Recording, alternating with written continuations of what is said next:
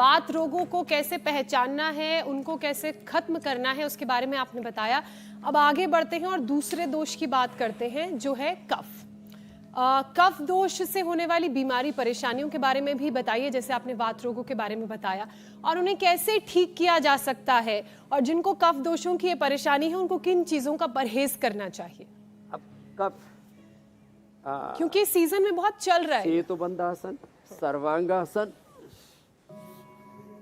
हाँ, cough cold तो अब ठंड आ रही है, तो ठंड में तो भीतर जो है लोगों का पूरा चक्का जाम हो जाता है। किसी किसी के तो ऐसे लगता है जैसे बतासे की फैक्ट्री तैयार हो गई हो, नपीरी बोलने लगती है, नाक बंद हो जाते हैं, गला खराब हो जाता, खर्र खर्र, फिर खांसते रहते हैं, और खांसते खांसते किसी किसी का तो आंतों की झिल्ली फट जाती है, हर्निया हो जाता है, खांसते खांसते बहुतों के यूरिन निकल जाता है। अब इतनी बुरी हालत हो जाती है, इतनी खांसी उठती है, पेट के आंतों की झिल्ली फट गई, हर्निया हो गया, और खांसते खांसते बहुतों का मूत निकल जाता है, बहुत बुरी हालत हो जाती है। और इसके लिए एक तो ये उष्टासन, और दूसरा ऐसे ये कफ के लिए, इससे फेफड़ा बड़ा मजबूत होता है। ये ऐसे थोड़ी रुके, फिर ऐसे, फिर ऐसे, 3 तरह से जो जितना कर पाए से, फिर ये। अब कफ कोल्ड बढ़ गया तो एलोवेरा, हल्दी, अदरक थोड़ा उसके अंदर, बहेड़ा, उसी में थोड़ा अमरूद इसका डाल करके इसका गरारा कर लो साथ में, दिव्य धारा लगा लो, पतंजलि बाम लगा लो गले में उसको, फिर हल्दी, अदरक, लहसुन, प्याज, दिव्य धारा का लपेट गले में, छाती में लगा देते हैं, पुराना घी छाती में लगा देते हैं, उससे छाती खुल जाती है। लोगों का ना गला, सबसे ज़्यादा आदमी बीमार पड़ता है तो सबसे पहले क्या खराब होता है? गला खराब, फिर क्या होता है? पेट खराब। बोले गले में खराश हो गई, गले में खराश के बाद फिर छाती जाम हो जाती है, और बहुत से तो ऐसी सिकुड़ के चलते हैं सर्दी में, और फिर ऊपर से ठिठोर करते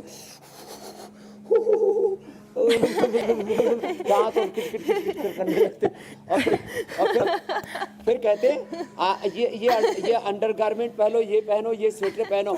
अरे भीतर की जिसकी गर्मी खत्म हो गई ना, फिर कितने स्वेटर पहन लो। और यार तो कोई स्वेटर नहीं पहनते को, तुम्हारे सामने बैठा हुआ है, वो बहन जी ने अभी भी स्वेटर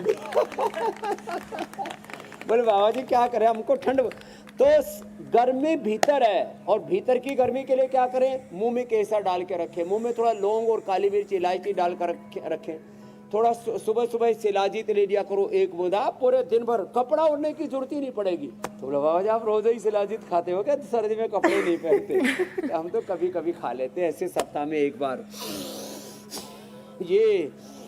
ये तो जो फेफड़े कमजोर है ना जिन लोगों के, उनको ठंड भी बहुत कम लगती, इम्यूनिटी कमजोर है, तो इम्यूनोग्रिड खाओ, स्वासारी और के साथ पंचकोर का क्वाथ, स्वासारी प्रवाही, स्वासारी वटी, स्वासारी गोल्ड, ब्रोनकोम, दूध में हल्दी, सलाजी, च्यवनप्राश, ये इतनी चीजें हमने बता दी है।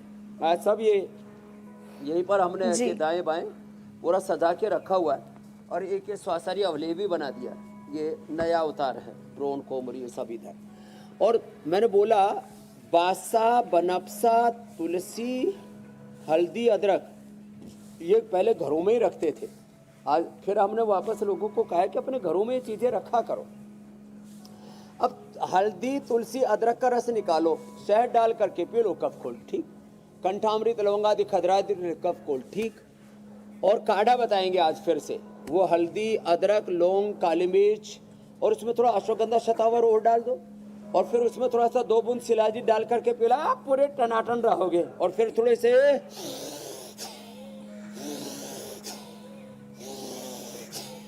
लंबे श्वास लो और लंबे छोड़ो। फिर किसी को ज्यादा ही फेफड़े कमजोर हो जाते हैं ना, तो हम उसको अब्रक भस्म और ये स्वर्ण वसंत मालती देते हैं। अब्रक भस्म सहस्त्रपुटी, स्वर्ण वसंत मालती, स्वर्ण भस्म, और ये साहब ये देने पर तो फेफड़े ऐसे हो जाते हैं, इनमें कफ कोल्ड जमता ही नहीं। सुबह उठ करके गिलोय घनवटी खा ले, एक ही चीज ले ले, छोटी छोटी चीज कर ले स्वामी जी। ऐसे तो ये कर लेंगे तो कफ कोल्ड कतई नहीं रहेगा। लंबे श्वास ले ले। स्वामी जी, पित्त दोष की बात कर लेते हैं। पित्त दोष के बिगड़ने से कौन सी बीमारी होती है और फिर उसे कैसे ठीक किया जाए, ये भी समझाइए।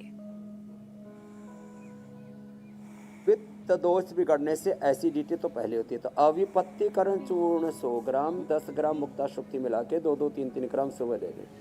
सुबह जैसे हमने बताया वमन जो है, वमन और विरेचन, ये एक एक जो तत्व हम समझाते रहते हैं ना। वमन पित्तनाशक है, विरेचन भी पित्तनाशक है। वमन विरेचन अत्यंत पित्तनाशक। पित्तनाशन के लिए नीम खाएं। लोग नीम नहीं खाना चाहते, करेला नहीं खाते। अच्छा, एसिडिटी होने पर लोग मीठी चीज़ें खाते हैं। मीठी चीज़ें एसिडिटी ख़त्म नहीं करती। ये अलग बात है कि ज़्यादा मेहनत करने पर एसिडिटी बढ़ गई हो, कोई गर्म चीज़ों से एसिडिटी बढ़ गई हो, तो घी खाने से भी एसिडिटी कम होती है। बहुतों का तो घी खाते ही एसिडिटी हो जाती है, हजम ही नहीं होता, बाहर जो है डकार में ही निकल जाता है उनका, है ऐसे ही। तो नीम खाओ। नीम खाने से, करेले की सब्जी खाने से, कड़वी चीज़ें खाने से एसिडिटी ख़त्म होती है। और कड़वी चीज़ें खाने की आदत ही नहीं, कड़वी चीज़ें खाते ही उल्टी हो जाती है। जो मेरे जैसे जो है मधुर प्रिय है बहुत सारे, तो शीशम, बेल, पीपल, वीटग्रास, एलोवेरा, ये पंचामृत है ना।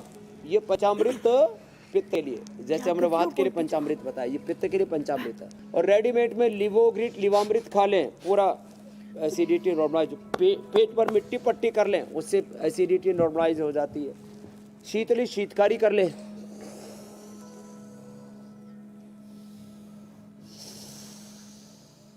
ठंडे मन का ना, दूध में थोड़ा सौंफ, थोड़ा मुलेठी, एक गुलाब के फूल देखो इधर रखे। ऐसे मैं भी गुलाब का फूल हूँ, क्योंकि मेरी पूज्य माता जी का नाम गुलाब देवी है। तो लेकिन मैं खाने के लिए नहीं, मेरा बुड़का मत मारियो। ये गुलाब के फूल और ये मुलेठी और ये सौंफ, ये देखो ये मुलेठी रखी इधर, ये मुलेठी सौंफ दूध में उबाल करके ठंडा करके पूरा एसिडिटी खत्म। खट्टा दही भी नहीं खाना चाहिए ज़्यादा। जहाँ देखो गरम मसाला, चाट मसाला, ये मसाला, वो मसाला, मसाला ये